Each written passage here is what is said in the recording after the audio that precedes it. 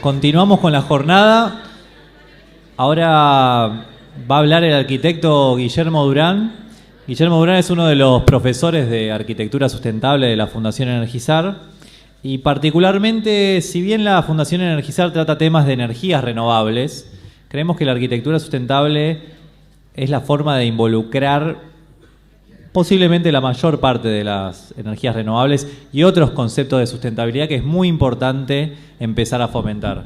Particularmente yo, y creo que mucha gente, tenemos el sueño de en algún momento fabricar nuestra propia casa, ¿no? Nuestro propio hogar, y qué mejor que poder hacerlo desde el principio con una base sustentable, ¿no? De qué forma podemos o generar nuestra propia energía o ahorrar recursos naturales o no sé, pero bueno, poder tener el menor impacto posible en el medio ambiente. Así que los dejo con Guillermo Durán, que nos va a contar un poco sobre las diferencias entre la arquitectura tradicional y la arquitectura sustentable, y si realmente la arquitectura sustentable es más cara que la arquitectura tradicional o si no es tan así. Los dejo con Guillermo.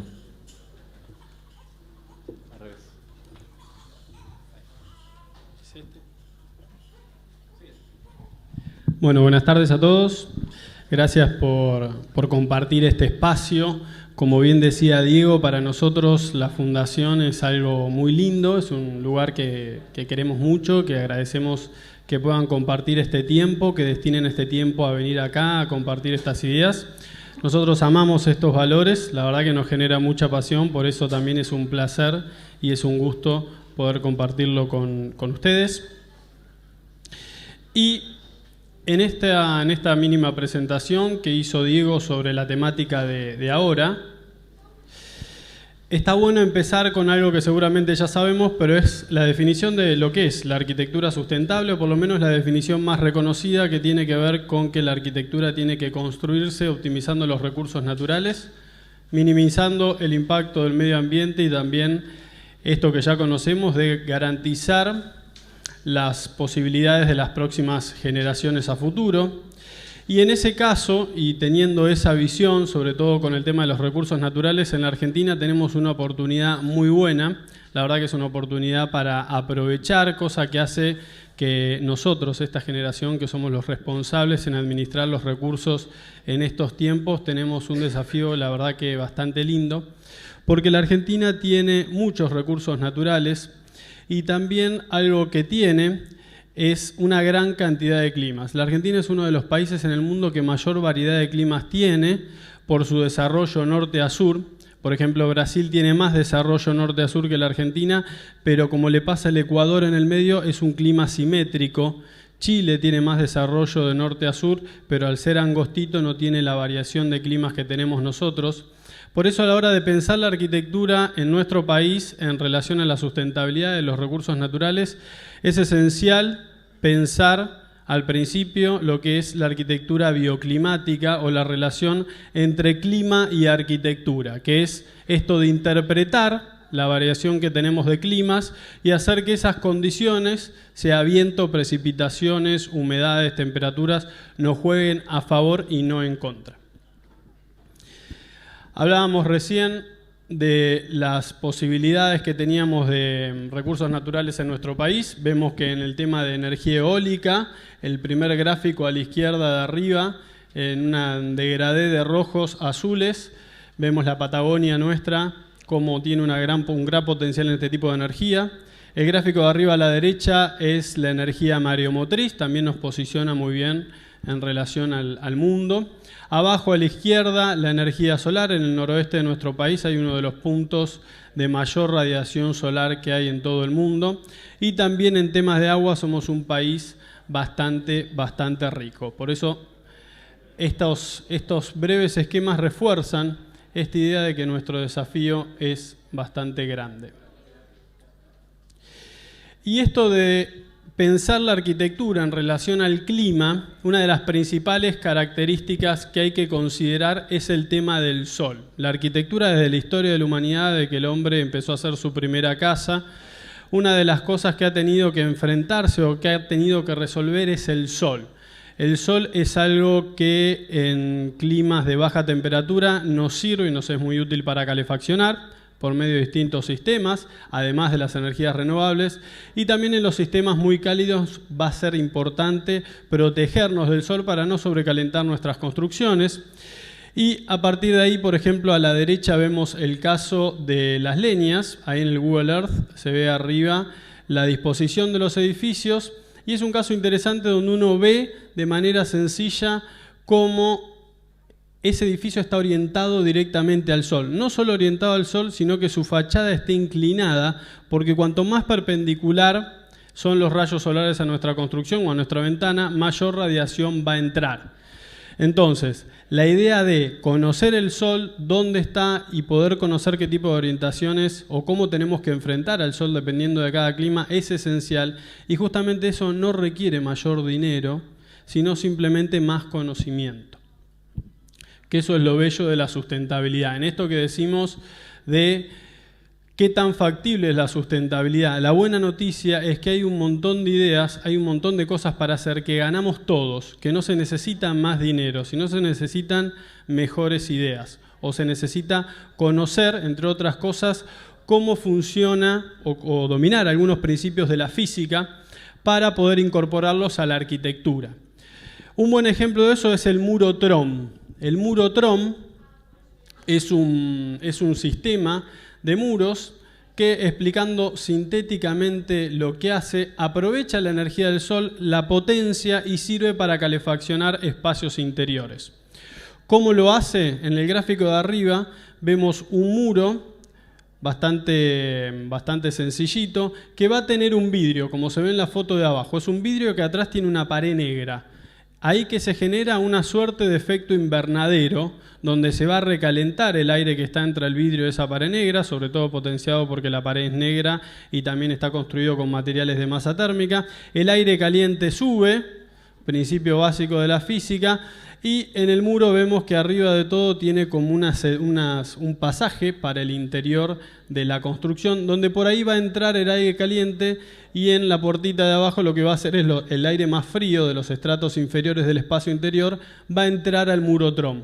Es una manera muy sencilla de poder calefaccionar, algo bastante piola, no se requiere energía, solamente activar el sistema de día y de noche, y se pueden obtener grandes beneficios. Este es otro ejemplo de muro TROM, y como todas estas ideas siempre se pueden aplicar de una manera más tecnológica, que generalmente cuanto más tecnología más eficiencia hay y a la larga más rinde, o sea, cuanto uno lo pueda hacer más eficiente mejor, pero si no también conociendo estos principios de la física uno lo puede hacer de una manera mucho más sencilla, como por ejemplo arriba en Bolivia había un programa para hacer muros TROM de manera bastante sencillita.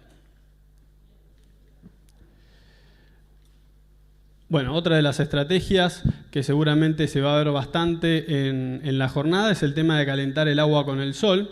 Hay distintos tipos de sistema, producción nacional, importados. Hay un debate interesante sobre el tema de calentar el agua con el sol, qué tipo de equipos se tienen que utilizar. Ahora, el concepto importante en este sentido es que es verdad que estos equipos puede hacer que la instalación de agua caliente sea un poco más costosa que lo normal, pero en este caso es una de las energías renovables más fáciles de amortizar. En nuestras experiencias, lo que hacemos, vamos a un edificio, le pedimos las facturas que consumen de energía, a partir de ahí hacemos los cálculos y la amortización está variando en 3 a 8 años dependiendo en la parte del país que esté. Es una tecnología fácil de aplicar, bastante fácil de amortizar y dentro de todo no son equipos tan caros. Otra de las cosas que también hace que la arquitectura sea sustentable es el tema del agua, es fundamental. Y en ese gráfico, más allá de entrar en detalle de qué se trata ese gráfico es un gráfico que nosotros utilizamos mucho cuando hacemos una instalación sanitaria porque nos permite expresar al que le hacemos la instalación, sea un cliente, un desarrollador inmobiliario o quien esté a cargo del proyecto o nuestros propios proyectos, explicar cómo funciona la instalación sanitaria. En el grafiquito de la izquierda dice esquema tradicional. Así funciona de manera tradicional una instalación sanitaria. Agua, que puede ser agua potable o de red, va directamente a una cloaca y la lluvia va al desagüe pluvial. Así es como funcionan generalmente los edificios en la ciudad no en el campo, que antes él tenía un circuito diferente, pero generalmente los edificios son así. Y a la derecha, ese es un esquema de un edificio que nosotros hicimos, donde ya el ciclo hídrico interno del edificio empieza a ser circular, porque hay estrategias como reciclar el agua, usar el agua de lluvia, que hacen que gastemos mucho menos agua, y que incluso algunos de esos proyectos hasta terminan saliendo más económicos que lo que se aplica en tema de construcción tradicional. Por ejemplo, en tema de agua de lluvia que mencionábamos recién, este es un ejemplo bastante sencillo, también se puede hacer para una casa, por ejemplo, de manera bastante económica y bastante fácil. Por ahí hay que diseñar de manera artesanal algunos elementos componentes que en el mercado no están, como adaptar flotantes mecánicos o filtros, que siempre algún filtro hay que tener. O también lo hemos hecho, que da también buen resultado, para proyectos de mayor envergadura, en donde por ahí se pueden aplicar otras tecnologías más complejas. Ahí arriba a la izquierda es una foto interna del tanque de hormigón, que tiene otros elementos, sistemas de decantación, estantes, para que el agua cuando cae no genere un movimiento fuerte de los sedimentos. A la derecha, arriba de todo, se ve un frasquito con agua de color. También se puede colorear el agua. Eso a veces se hace por una cuestión de garantizar la calidad del agua y también por una cuestión de seguridad. Como decimos, todas estas estrategias se pueden aplicar siempre con diferentes tipos de tecnología y a diferente grado de eficiencia. Esta es otra de las estrategias también bastante piolas, que son las biopiletas, que se denominan, que explicando, hay distintos tipos de biopiletas, pero explicando el concepto general, son piletas que no requieren de productos químicos, no requieren de cloro para su mantenimiento, sino que se genera como un sistema, como un ecosistema en equilibrio por medio de plantas, filtros y aireación, en donde el agua mantiene su estado y no es necesario tener agua con ningún producto químico. Son plantas que trabajan directamente con agua, hasta puede ser agua de lluvia incluso, y mantenerse en rangos bastante amplios de higiene.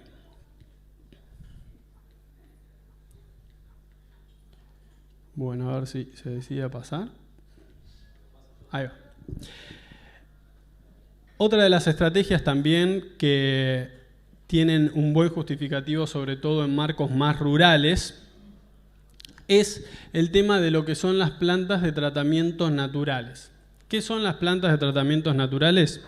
Son maneras de tratar los residuos cloacales o residuos de una vivienda o de complejos de oficina, que se pueden hacer por medio de la vegetación. Son canteros que están bien diseñados como para que la misma vegetación haga el proceso o haga el tratamiento de estos desechos. Tiene ciertos beneficios, por ejemplo, no requiere de energía para que funcione, porque funciona la misma vegetación. Otro de los beneficios que tiene es que se puede aprovechar el efluente que sale, depende del tipo de planta también, cómo se va a aprovechar o qué características va a tener el efluente final de la planta, se puede reciclar. Otro de los beneficios que tiene es que es bastante económica su construcción, es bastante simple, y también en algunos casos esa vegetación que va surgiendo y que va brotando por la carga orgánica que tiene por debajo, se puede hasta llegar a utilizar para algunas cosas. Por ejemplo, la totora se utiliza también para hacer algunas artesanías o para alimentación de animales también. En este caso es aprovechar la misma fuerza que tiene la naturaleza, el trabajo que ya hace la naturaleza para nuestro propio bien. Algo parecido a lo que decíamos antes.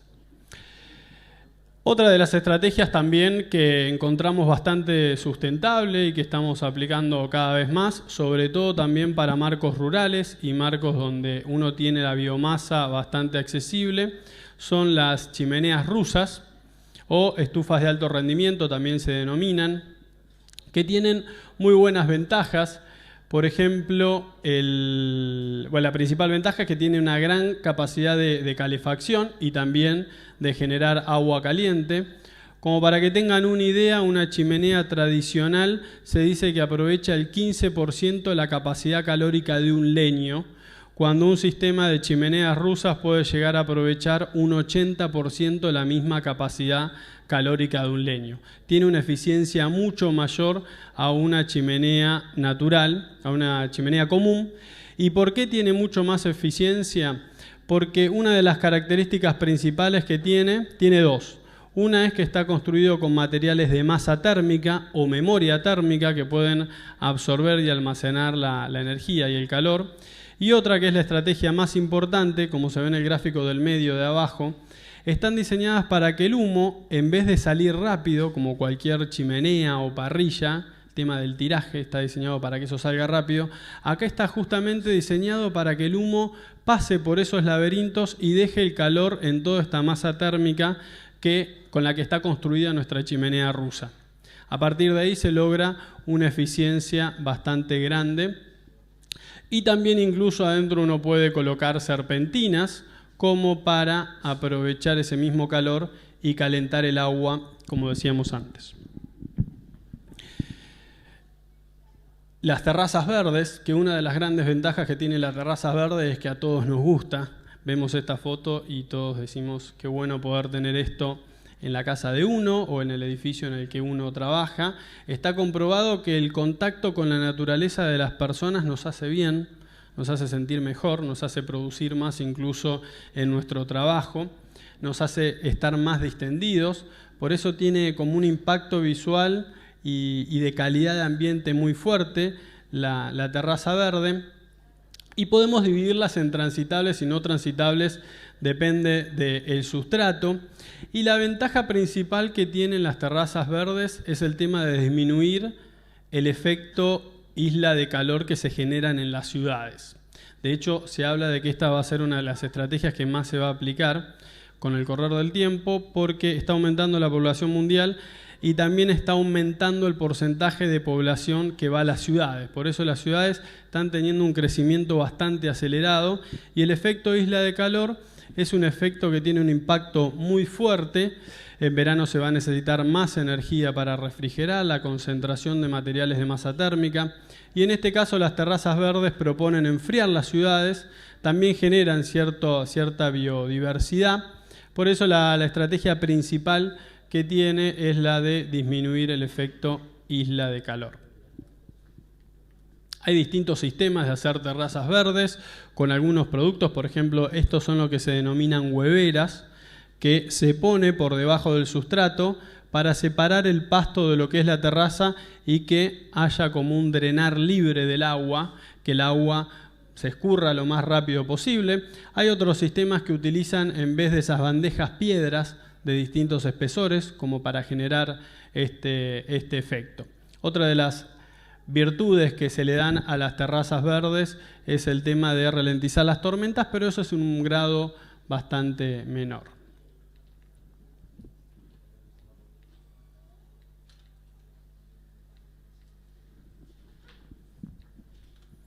Bien. Bueno, otra de las reflexiones bastante fuertes que tiene la... Diego. Ahí va. Sí, ahí está. Sí. Bien. Otra de las reflexiones también que hay que hacer con respecto a la sustentabilidad es en que hay un montón de variables que invertir conllevan muy poco dinero y el beneficio es muy grande, pero son estrategias que por ahí no las vemos o no se ven, por eso al no tener un impacto visual, por ahí se subestiman. Todos vemos un panel fotovoltaico, uno pone un panel fotovoltaico y uno lo ve y es fácil que uno lo vea. Por eso también se utiliza mucho la energía fotovoltaica también como para mostrar, más que como para ser sustentable realmente. Una de las estrategias, si no es la más importante, es la aislación térmica. En la foto de abajo a la izquierda vemos, por ejemplo, un revoque que se puede aplicar a un muro ya hecho. La aislación térmica es una estrategia que no se ve, es una estrategia que en relación al costo total de la obra es ínfimo y los beneficios son muy grandes. Es como la medicina preventiva. El prevenir el consumo de energía para calefaccionar o para refrigerar es fundamental. Y en el concepto de inversión, el tema de la prevención es la principal estrategia en lo que es sustentabilidad. A la derecha vemos, por ejemplo, ventanas con doble vidriado hermético, y esa tiene una característica particular que se denomina con rotura de puente térmico. Por el mismo marco se podría transferir temperatura, que ahí tiene una goma en el medio, que hace que estos dos vidrios con un vacío en el medio sea mucho mejor aislante. Y siguiendo con el tema de los materiales, hay toda una revolución en los últimos años que se viene creciendo cada vez más, que es el tema de la construcción con tierra. Por supuesto que la construcción con tierra tiene algunos prejuicios. La sociedad tiene ciertos prejuicios, como por ejemplo cuáles son las posibilidades con respecto a la construcción con tierra. Esta es una ciudad hecha completamente con tierra, se logran edificios de hasta 8 o 9 pisos. También el tema de la vinchuca, pero en verdad la vinchuca es un tema de que se deposite en cualquier lugar donde haya humedad. Por eso estamos descubriendo muchos referentes en la historia misma de la arquitectura. Se ha construido siempre con tierra y ahora se está volviendo a tomar esas mismas ideas. Y esto es lo maravilloso de la sustentabilidad, que la mitad de las ideas ya se hicieron, ya se recontraprobaron, ya se desarrollaron, y a veces nosotros lo que tenemos que hacer es simplemente tener una lectura de cómo el hombre ha ido construyendo en la humanidad y tomar esas cosas que consideramos que nos va a hacer bien. Por ejemplo, abajo a la izquierda tenemos esas típicas iglesias. Bueno, nuestra arquitectura es bastante de construcción con adobe. A la derecha también hay unas viviendas de Minke, un referente alemán bastante importante que ha estado acá en la Argentina para enseñarnos este tipo de tecnología. Michael Reynolds, que trabaja mucho con el adobe y también con la basura. Y el mayor desafío de la arquitectura con tierra es que estéticamente sea linda y agradable. Y siguiendo con esto de los materiales, una tendencia es construir con materiales naturales. Otra tendencia muy fuerte es reciclar los materiales y utilizar materiales de la basura. Y vamos a contar dos experiencias sencillitas y muy prácticas. Abajo a la izquierda, justamente estábamos trabajando en una fundación donde había muchos autoconstructores y los bloques los hacíamos con tergopor molido, juntábamos tergopor de la basura, teníamos un tambor de un lavarropa, lo hicimos como un gran rallador y a partir de ahí hacíamos bloques, con una bloquera que tenía la fundación, hacíamos bloques para estos autoconstructores. Tenía muchos beneficios: primero, que nos ahorraba materia prima; segundo, que los bloques eran más livianos. Cuando se autoconstruye es probable que los bloques los levanten chicos, mujeres. Sobre todo las mujeres que se ponen el proyecto al hombro siempre son como las más leonas cuando uno habla de vivienda. Por eso era un proyecto bastante interesante donde nos había dado buenos resultados. Y a la derecha también utilizábamos algunos materiales para aislar hidrófugamente con envases de Tetrabric. Los planchábamos, como tiene unas capas de polietileno, eso se soldaba y hacíamos planchas grandes que siempre con la formación de investigador le dábamos como ciertos controles, y con el correr del tiempo por ahí no tenía un buen rendimiento. Después, cuando calculábamos qué tanta energía utilizábamos para soldar estas planchas y el agua que usábamos para limpiar los mismos residuos, nos dábamos cuenta que la idea podía ser muy seductora, pero en verdad era poco sustentable. Entonces, la capacidad de tener autocrítica en todas las estrategias es fundamental como para realmente ser sinceros y saber en dónde invertir la energía. Y recién hablábamos de la energía fotovoltaica, y el mensaje que también es interesante en temas de económico transmitir es que antes de pensar la energía fotovoltaica, lo principal, como decíamos hace unos minutitos, es la prevención. Este es un proyecto donde teníamos que poner paneles fotovoltaicos, salía cierto valor, y que antes de poner lo que empezamos a hacer fue reflexionar sobre el diseñamiento, sobre el dimensionamiento de la luz, poner artefactos LED, enseñar a la gente cuándo prender y cuándo apagar los artefactos.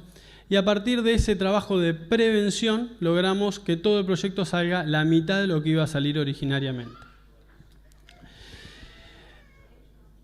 Y como conclusiones de esta parte, estos refuerzos o estas ideas que a nosotros también nos motiva tanto a avanzar.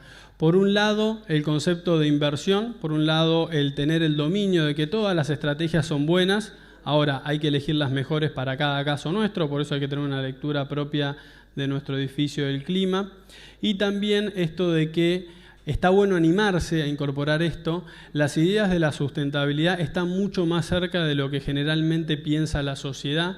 Las posibilidades están y hay un montón de cosas para hacer, que no se requiere más dinero, no se requiere más energía, sino se requiere un poco más de ideas. Muchas gracias.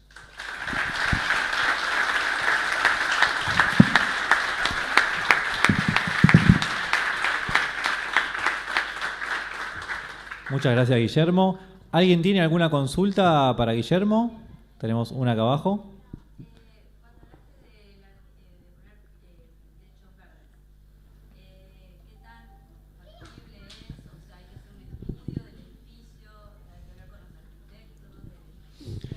Bien, buena pregunta. Guille, una cosita. Parafrasear la pregunta, sí, la gente que está en internet la puede entender. O sea, ¿cuáles serían las cosas que hay que analizar para hacer un techo verde? Sí, un techo verde, como para responder sintéticamente eso, está pesando aproximadamente 120 o 110 kilos por metro cuadrado. Depende el tipo de techo verde. Una terraza bien hecha está calculado para que tenga una sobrecarga de 350 kilos por metro cuadrado. El tema del peso en las terrazas verdes no es un tema grave. Sí hay temas desafiantes en el sentido de qué tecnología utilizar por un tema hasta inclusive de costo. Hay distinta tecnología con distintos valores, que la economía es una realidad transversal a toda actividad del hombre. Por eso el desafío más grande de las terrazas verdes es ese, el tema de qué tecnología utilizar. Muy bien. ¿Había una señorita por atrás que tenía otra pregunta? Ah, ¿la misma?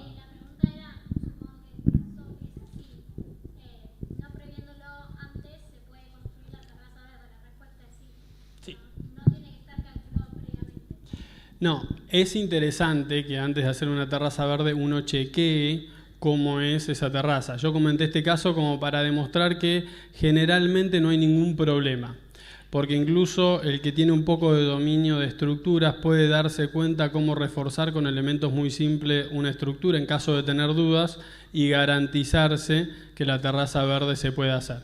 Siempre es necesario el estudio de un profesional. Ahora, de los estudios que hemos hecho, generalmente se puede hacer. Muy bien. Una pregunta más. Después Guillermo va a hacer otra charlita al finalizar, donde vamos a poder extender las preguntas, pero hacemos una pregunta más. Sí, bueno, un poco también con lo que hablábamos antes, todos estos proyectos que hablan de incluir por ahí de gente que construye su propia casa o que tiene su propio biodigestor, un poco el tema de cómo es la seguridad y la capacitación de esta gente, porque por ahí alguien que está manipulando gas puede tener un incendio en su casa o una casa adobe que se puede ir abajo. Bien, buena pregunta. Con respecto, por ejemplo, al adobe, en pocos lugares de la Argentina nos encontramos normativas donde se puede construir con adobe. Y parte de las restricciones de que no hay normativas en la construcción con adobe es garantizar que cuando se construya bien. Hay todo un tema. El adobe de por sí es un material mucho más débil a la intemperie, a las tormentas, que otros materiales. Por eso, donde hay normativas es necesario regular ese tipo de cosas. Por eso es una buena pregunta. Y como para agregar algo, ahí en su momento cuando hablamos de reciclar materiales, arriba de todo a la derecha había un ejemplo de una construcción en una villa que cuando llegamos a trabajar había una marca muy conocida de vidrios que nos regalaba tubos de plástico. Entonces la gente del lugar con esos tubos los cortaba por la mitad y los hacía tipo tejas. Y era como la gran idea que tenía, que hacían tejas con estos tubos que iban a la basura.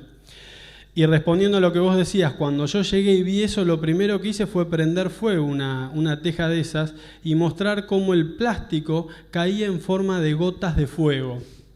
Entonces ahí había una buena idea con respecto a reciclar un material, pero estábamos sacrificando la salubridad. Entonces ya no es una buena idea. Es otra de las variables que hay que analizar. Perfecto. Vamos a continuar con la jornada y después Guillermo va a dar otra charlita y podremos hacer más consultas. Gracias, Guillermo, nuevamente.